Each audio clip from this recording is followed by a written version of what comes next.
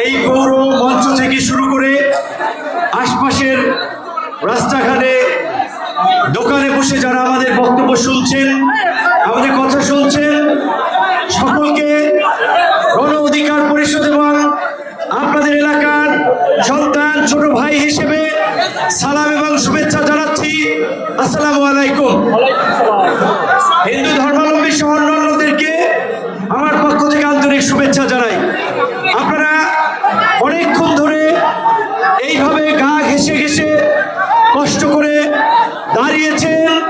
সেই বিকাল 4টা থেকে আমি যতদূর জানি, আপনারা জানেন যে 5 দিনের একটি সময়সূচি নিয়ে আমার শত ব্যস্ততার মাঝেও আপনাদের সাথে দেখা করার জন্য, আপনাদের কথা শোনার জন্য, আপনাদের আবেগ অনুভূতিকে সম্মান এবং শ্রদ্ধা জানিয়ে এই গলাচিপা 10 মিনার উদ্দেশ্যে রওনা হয়েছিলাম। কিন্তু শুক্রবার 17 তারিখ বাংলাদেশের একটি গুরুত্বপূর্ণ ঐতিহাসিক মুহূর্ত, আগামীর বাংলাদেশ কোন দিকে কিভাবে পরিচালিত হবে তার একটি রূপরেখা স্বাক্ষর হবে রাজনৈতিক দলসমূহের ঐক্যমতের ভিত্তিতে, যেটিকে আমরা জুলাই সনদ বলছি। বর্তমান সরকারের প্রধান উপদেষ্টার সভাপতিত্বে এবং তার নেতৃত্বে এই গণ অভ্যুত্থানের রাজনৈতিক দলসমূহকে নিয়ে একটি রাজনৈতিক দলিল বা সামাজিক চুক্তি বা সামাজিক সমঝোতা স্বাক্ষর হবে। সেই জুলাই সনদের ভিত্তিতে আমরা যেই গণতন্ত্র, নাগরিকদের ভোটের অধিকার, একটা গণতান্ত্রিক রাষ্ট্রে নাগরিকদের যে মৌলিক অধিকার, মানবাধিকার এবং নাগরিক মর্যাদা থাকে, সেটি প্রতিষ্ঠার জন্য আমরা রাজনৈতিক দলসমূহ সবাই স্বাক্ষর করব জাতির সামনে, যার ভিত্তিতে, যেই সনদের ভিত্তিতে আগামীর বাংলাদেশ পরিচালিত হবে, যেখানে কোনো স্বৈরাচার, কর্তৃত্ববাদী শাসক, কোনো জুলুমবাজ শাসক কিংবা জনপ্রতিনিধি তৈরি হবে না।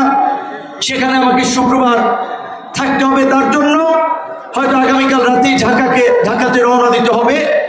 না হলে আমার আগ্রহ ছিল আগে যেভাবে এসে বিভিন্ন বাজারে, দোকানে আপনাদের সাথে মত বিনিময় করেছি, আপনাদের সাথে কথা বলেছি, সেইভাবে একটু খোঁজ খবর নেওয়া, আপনাদের সাথে দেখা করা, কিন্তু সময় স্বল্পতার কারণে এবার সেটি হয়ে উঠছে না। গতকাল কি দেখেছেন, আসার পথে পটুয়াখালীর একটি পথসভা, 10 মিনায় ঠাকুর বাজার এবং বেতাগিরি সহ 2টো পথসভায়, এই আসার পথেও বিভিন্ন জায়গায় লোকজন ঘিরে ধরেছে গাড়ি, তারা একটু দেখতে চায়, কথা বলতে চায়। তাদের সেই সম্মান, শ্রদ্ধা, আবেগ, ভালোবাসার প্রতি আমাদের সম্মান দেখাতে হয়, যার কারণে এখানে আসতে অনেক লেট হয়েছে। আপনারা কষ্ট করেছেন, সেজন্য দুঃখ প্রকাশ করি। আমি যতদূর দেখতে পেয়েছি, এদিকে বাম পাশের রোড থেকে পুরোটাই চলাচলের লোকে লোকারণ্য হয়ে গেছে। সামনের দিকে ডানে, আপনাদের এই ভালোবাসার জন্যই জীবনের ঝুঁকি নিয়ে বারবার চ্যালেঞ্জ গ্রহণ করি এবং রাজনীতিতে আছি। আপনারা জানেন 2018 সালে ঐতিহাসিক কোটা সংস্কার আন্দোলনের মধ্যে দিয়ে এদেশের ছাত্র, যুবক, তরুণদের অধিকার আদায়ের যে লড়াই শুরু করেছিলাম, আমাদের সামনে অসংখ্য সুযোগ ছিল নিজেরা ভালো থাকার, পরিবারকে ভালো রাখার। অনেকেই বলেছেন চাইলে বিগত সরকারেরও এমপি হতে পারতাম, মন্ত্রী হতে পারতাম, কারণ ঢাকা বিশ্ববিদ্যালয়ে আমার অগ্রযারা ডাকসুর ভিপি ছিলেন, জিএস ছিলেন। অনেকেই ডাকসুর ভিপি, জিএস থাকা অবস্থায় এমপি হয়েছেন, মন্ত্রী হয়েছেন, সরকারের পার্ট হয়েছেন। কিন্তু আমরা স্রোতের বিপরীতে মানুষের অধিকার আদায়ের জন্য লড়াই করেছি এবং সেই লড়াইয়ের কারণে, সংগ্রামের কারণেই আজকে দেশব্যাপী মানুষের একটা ভালোবাসা।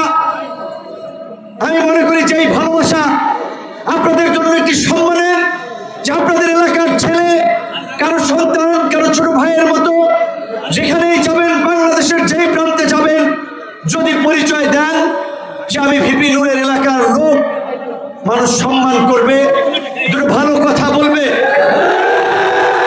নিশ্চয়ই এটি আপনাদের জন্য একটি ভালো লাগার, ভালোবাসার এবং সম্মানের।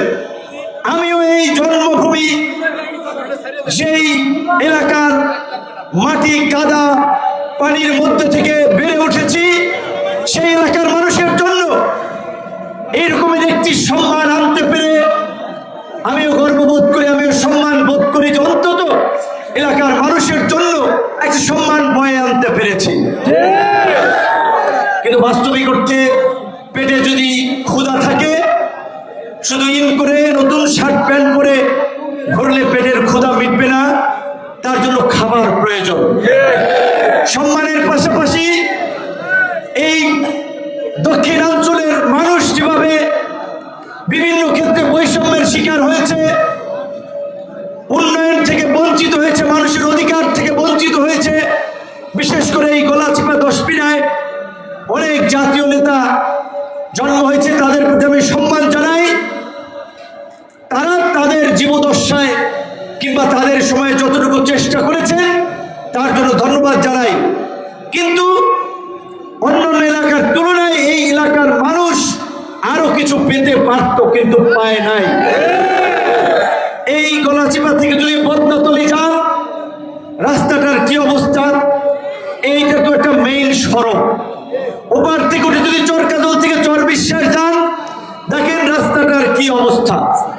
ব্রিজের কথা আপনারা বলেছেন, 96 থেকে ব্রিজ হয়। আজকে 2025 সাল, 3 দশক পার হয়েছে, মানুষ ব্রিজের দেখা পায় নাই। আমি এর পূর্বেও বলেছিলাম যে এইখান থেকে ওই পার নদী পার স্কুলে যাওয়ার জন্য তাও মানুষকে হয়রানির শিকার হতে হয়, 10 টাকা দিতে হয়। এটা জুলুম, এটা উচিত না, এটা ন্যায্য না। প্রত্যেকটা লঞ্চ ঘাট খেয়ে ঘাটে যেভাবে মানুষের একটা ব্যাগ নিলেও যে ইজারাদাররা যেভাবে টাকা নেন, মানুষকে হয়রানি করেন, মানুষ রক্ত পানি করে বউ বাচ্চা নিয়ে তরমুজ চাষ করে, সেই তরমুজ দেখা যায় নেওয়ার জন্য ট্রলিওয়ালারে টাকা দেওয়া লাগে, লঞ্চ ঘাটে টাকা দেওয়া লাগে, বিভিন্ন নেতাকে টাকা দেওয়া লাগে। এইটা ন্যায্য না। তো এই যে মানুষের উপরে যারা জুলুম করছে, তারাও আমাদের মতো রাজনৈতিক পরিচয়, রাজনৈতিক নেতা। কিন্তু সাধারণ মানুষ, একজন মানুষ আরেকজন মানুষের উপরে জুলুম করতে পারে না, চাঁদাবাজি করতে পারে না, খাওয়া ঘরে জোর করে ইজারা নিতে পারে না। এগুলো করে রাজনৈতিক শেল্টারে। তার বিরুদ্ধে আমি শুরু থেকে আমার অবস্থান ব্যক্ত করে আসছি এবং পরিষ্কারভাবে আমি বলছি যে যারা খেয়া ঘাটে ইজারাগুলো নিচ্ছেন, কোনো জায়গায় 5 টাকার উপরে নেওয়া উচিত না। এখন তাদেরকে যে থামাবো, ভাই আমি তো অফিসিয়াল জনপ্রতিনিধি না যে তাদের লাইসেন্সটা ক্যান্সেল করে দেব। আমি কথা বলতে পারি, আপনাদের পক্ষে অবস্থান নিতে পারি, আন্দোলন করতে পারি, যেটা এই যাবৎকাল করে আজকের এই পরিবর্তিত বাংলাদেশ, আজকে এই দেশের মানুষকে আমরা উপহার দিয়েছি।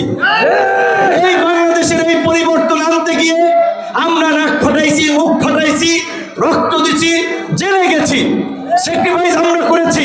আমাদের রক্তের বিনিময়ে আজকে এই দেশে একটা নতুন ইতিহাস রচিত হয়েছে।